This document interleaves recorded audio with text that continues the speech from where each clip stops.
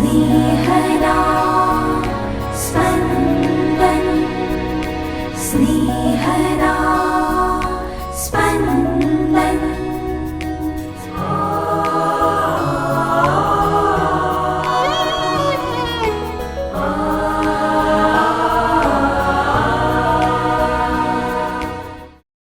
આગમન ઋતુના ત્રીજા અઠવાડિયાનું સોમવાર. ઇમાનુએલ એટલે ઈશ્વર આપણી સાથે છે. સાંભળીએ સંત માથીકૃત શુભ સંદેશના પહેલા અધ્યાયના વચનો 18-24. હવે ઈસુ ખ્રિસ્તનો જન્મ આ પ્રમાણે થયો હતો. એમના માતા મરિયમના વિવાહ યોસેફ સાથે થયા હતા. તેમનો સહવાસ થાય તે પહેલાં જ માલુમ પડ્યું કે મરિયમને પવિત્ર આત્માના પ્રભાવથી ગર્ભ રહ્યો છે. તેમના પતિ યોસેફ ધર્મિષ્ઠ માણસ હતા અને તેમને ઉઘાડા પાડવા ઈચ્છતા ન હતા, એટલે તેમની ઈચ્છા કશી હોહા વગર તેમને છૂટા કરવાની હતી. તેઓ એ વાતનો વિચાર કરતા હતા. એવામાં એક દેવદૂતે તેમને સ્વપ્નમાં દર્શન દઈને કહ્યું, હે દાવીદ પુત્ર યોસેફ, તારી પત્ની મરિયમને ઘેર તેડી લાવતા ડરીશ નહીં. એને જે ગર્ભ રહ્યો છે તે પવિત્ર આત્માના પ્રભાવથી રહ્યો છે.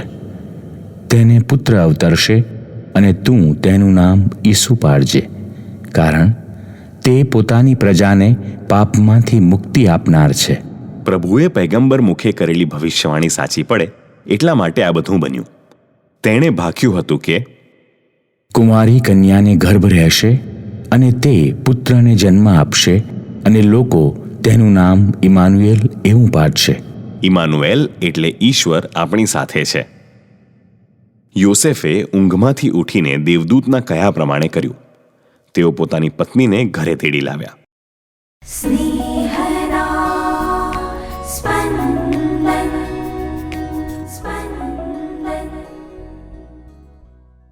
ઈસુનો જન્મ તેમના મા મરિયમને પેટે થયો. મરિયમને ચમત્કારિક રીતે પવિત્ર આત્માના પ્રભાવથી સગર્ભાવસ્થા પ્રાપ્ત થઈ હતી. ચમત્કારિક એટલા માટે કે ઈસુના જન્મમાં કોઈ પુરુષનું યોગદાન નથી. એટલે જ ઈસુ મરિયમના પુત્ર, પણ યોસેફના નહીં. ઈસુ પૂરેપૂરા ઈશ્વર અને પૂરેપૂરા માનવ. આપણે બધા તો માનવ માતા અને માનવ પિતાને કારણે જન્મેલા હોય, માત્ર માનવો જ. મરિયમની સગાઈ યોસેફ સાથે થયેલી છે.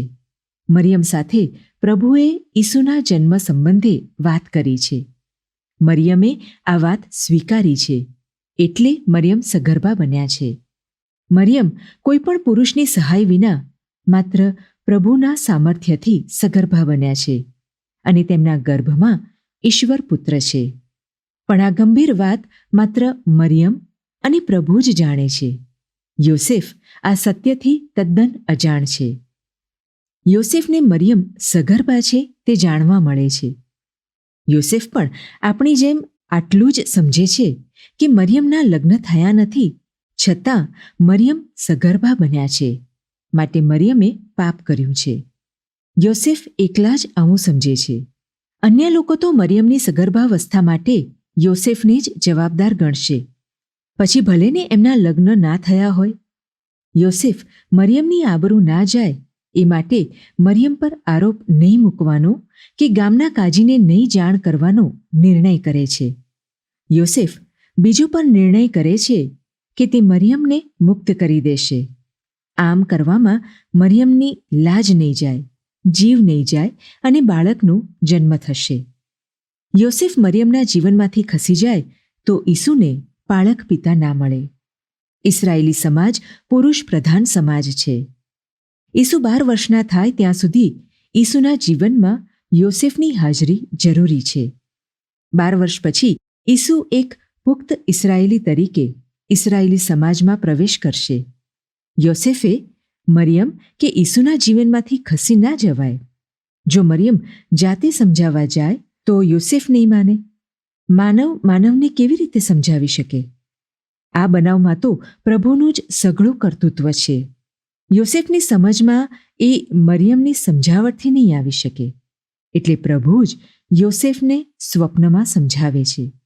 પ્રભુ વચ્ચે પડે તો બધી જ સમસ્યાઓનું નિરાકરણ આવી જાય. યોસેફ તો પ્રભુમાં માનનારા છે. યોસેફે સત્ય સ્વીકાર્યું કે ઈસુનો જન્મ કોઈ પણ પુરુષની મધ્યસ્થી વિના થયો છે. યોસેફ ઈસુના પાળક પિતા તરીકેની ફરજ બજાવવાના છે. આ પ્રભુની યોજના છે. પ્રભુની આ યોજના પ્રભુએ વર્ષો અગાઉ ઘડી હતી અને ઈસવીસન પૂર્વે 730 આસપાસ પૈગંબર યશાયાના મુખે ઉચ્ચારાવી હતી.